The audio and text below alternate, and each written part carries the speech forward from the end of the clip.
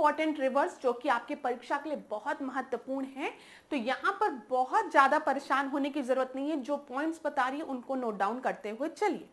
सबसे पहले अगर हम देखें वोल्गा रिवर, अगर आपको याद अगर होगा अभी थोड़ी देर पहले की घटना, तो मैंने आपको यूरल माउंटेन से यूरल रिवर निकलते हुए दिखाई थी, और यूरल रिवर के ही बगल में मैंने आपको वोल्गा नदी के बारे में बताया था।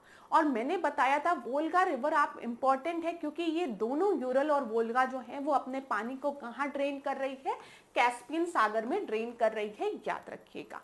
ठीक है, ये इंपॉर्टेंट है।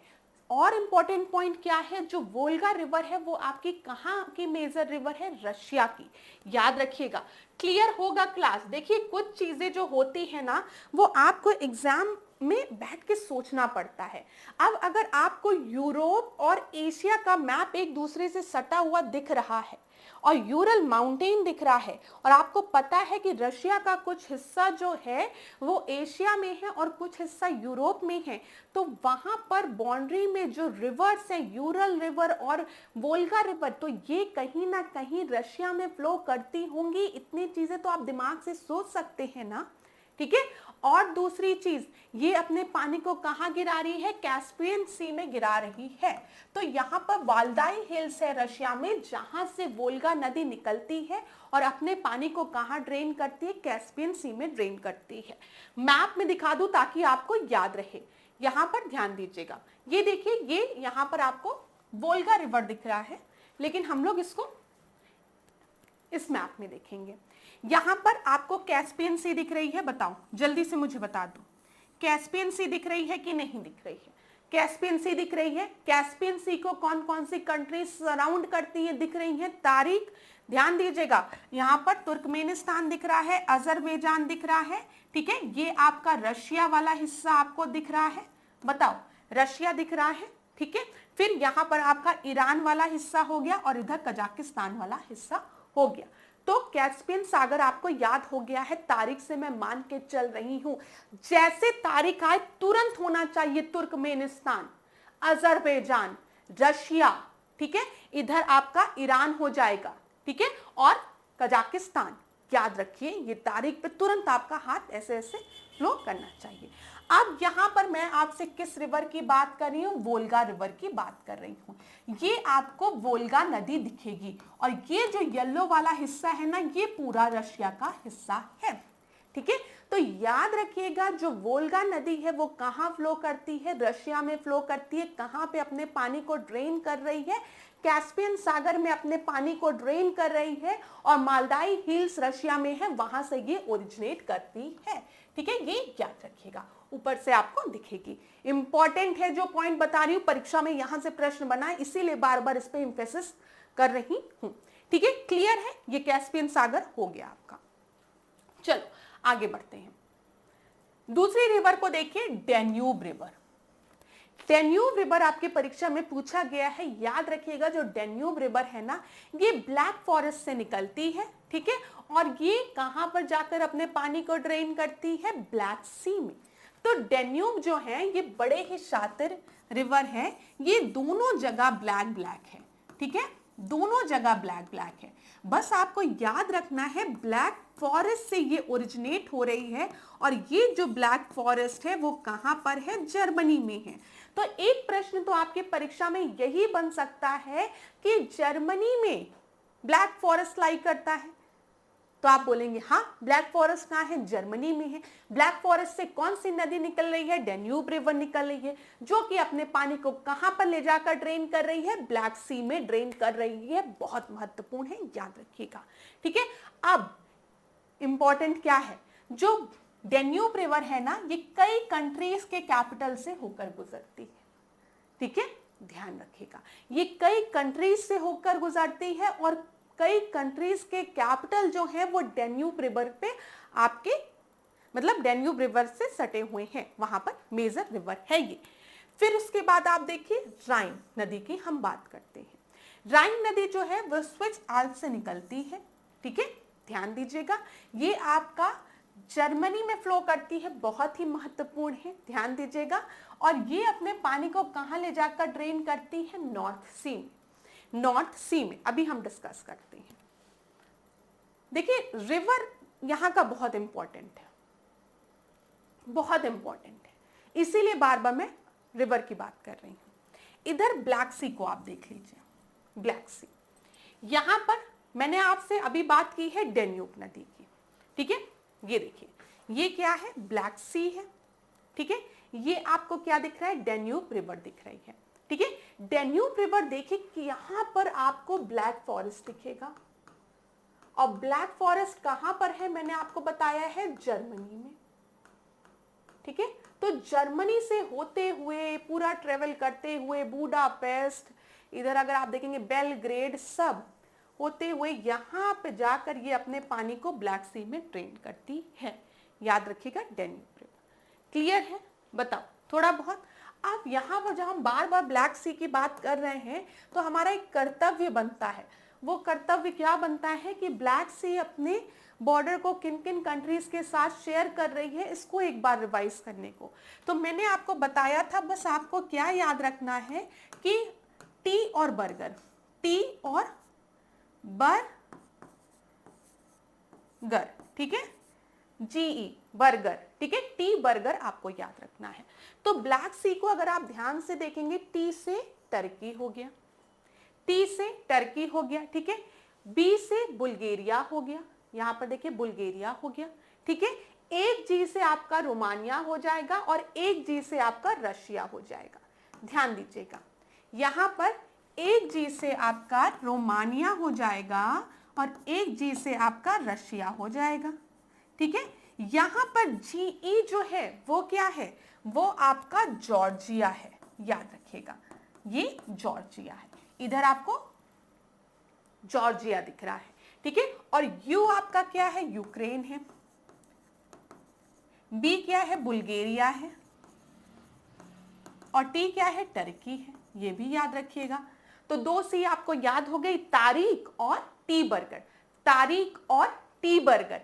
याद रखिएगा तारीख और टी बर्गर के बीच में कौन सी रेंज है, काकेकस रेंज है। यहां पर ध्यान दीजिएगा, इधर आपको काकेकस रेंज दिखेगी,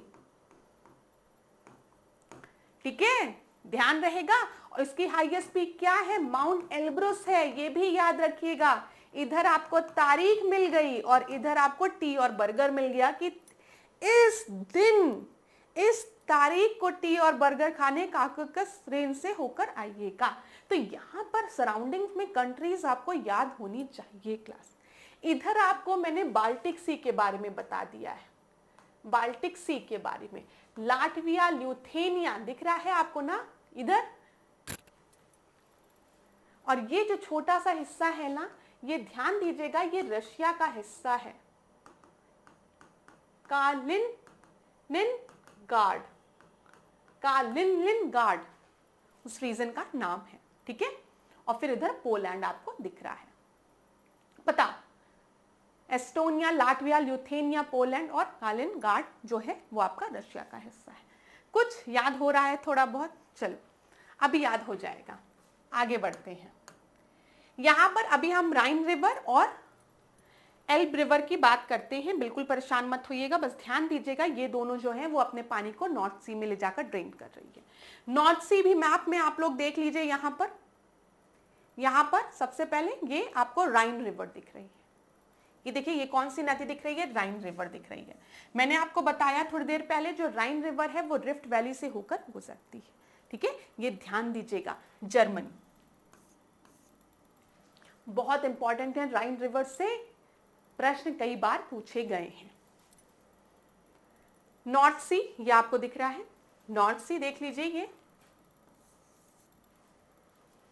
क्लियर है, बताओ थोड़ा बहुत।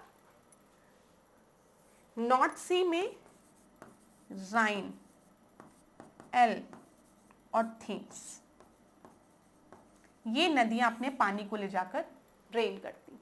लिख लो, परीक्षा में पूछेगा तो इन्हीं रिवर से पूछा जाता है। लिख लो, राइन, एल्ब और थेम्स रिवर अपने पानी को कहां ले जाकर ड्रेन करती हैं, नॉर्थ सी में, ठीक है।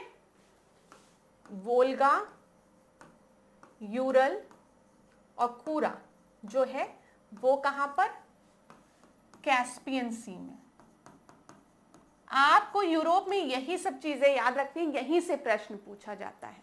ब्लैक सी की अगर हम बात करेंगे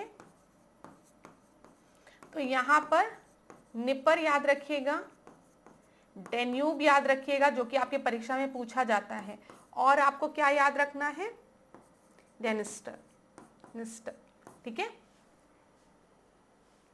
याद रखिएगा। बताइए, क्लियर है? चलो आगे बढ़ते हैं। यहां पे लूवा, इसको लोरे लूवा, वैसे इसको लूवा पढ़ा जाता है, ठीक है। रिवर देख लीजिए, क्लियर है? अभी मैं आपको बताती हूं। यहां पर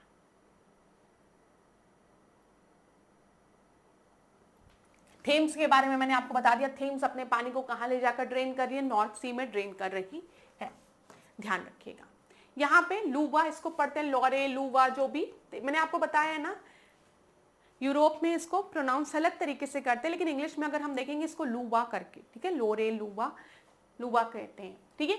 ये मेजर रिवर फ्रांस की है आपकी, याद रखिएगा, ठीक है, और अटलांटिक ओशन में अपने पानी को ड्रेन कर रही है। यहाँ पर सीन नदी भी आप याद रखिएगा, सीन नदी परीक्षा में कई बार पूछा गया है, ठीक है। ये फ्रांस की एक बहुत ही इंपॉर्टेंट नदी है, यहाँ पर याद रखिएगा, पेरिस ध्यान रखिएगा, और ये अपने पानी को कहाँ ड्रेन करती है, इंग्लिश चैनल में ड्रेन करती है।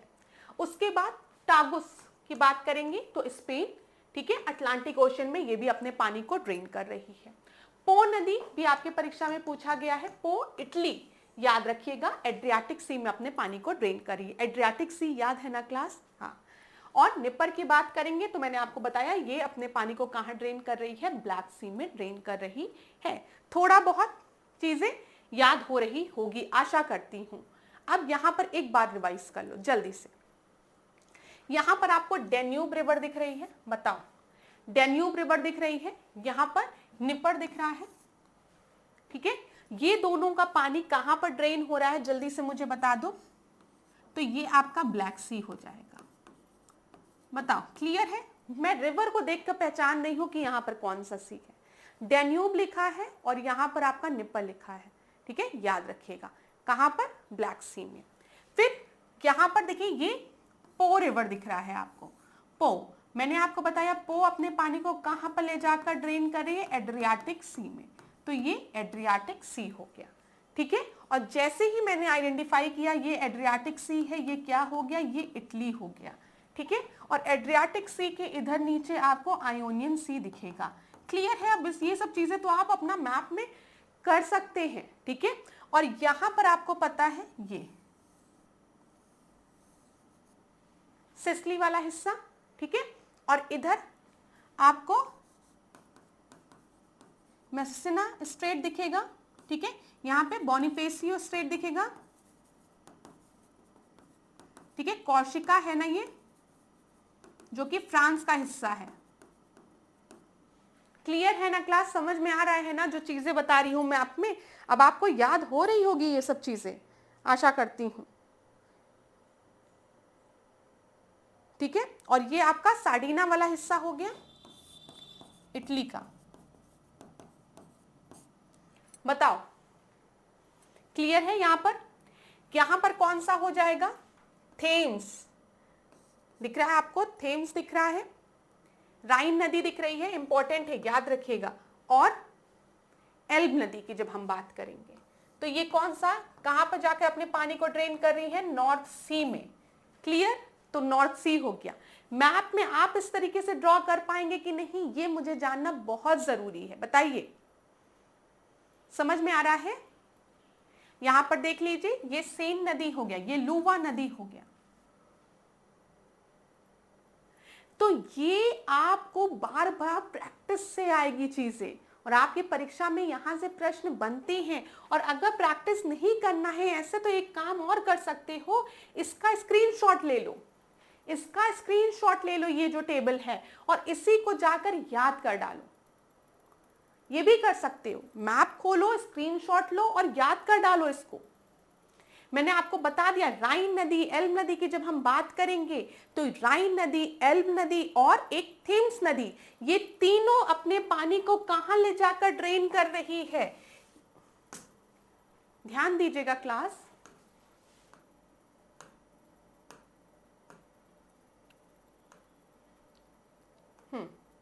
ध्यान दीजिए, यहां पर मैं राइन नदी, मुझे कभी कभी लगता है कि मेरा बोर्ड जो है वो ज्यादा क्विक हो जाता है। राइन नदी, एल्ब नदी और थेम्स, याद रखिएगा ये तीनों अपने पानी को ले जाकर कहां ड्रेन कर रही है? नॉर्थ सी में ले जाकर ड्रेन कर रही है। परीक्षा में यही प्रश्न बनता है, ठीक है। यहां पर देख लीजिए, थेम्स नदी इधर दिया गया है आपका। जब हम सीन नदी की बात करेंगे तो वो अपने पानी को कहां ले जाकर? इंग्लिश चैनल में ले जाकर ड्रेन कर रही है। लुवा नदी की बात करेंगे तो अटलांटिक ओशियन में, ठीक है। टागस नदी की बात करेंगे तो अटलांटिक ओशियन में। यहां पर आपको ये चीज तो क्लियर है, इधर अटलांटिक ओशियन है, अटलांटिक ओशियन है। तो टागस नदी अपने पानी को कहां ड्रेन कर रही है? अटलांटिक ओशियन में। ये सारे परीक्षा में आपके पूछे गए प्रश्न है रिवर से रिलेटेड, इसीलिए मैं इतना इंफेसिस देकर समझा रही हूँ। आशा करती हूँ समझ में आ रहा होगा, नहीं तो फिर रिवाइज कराऊंगी, बिल्कुल भी परेशान नहीं होंगे आप लोग।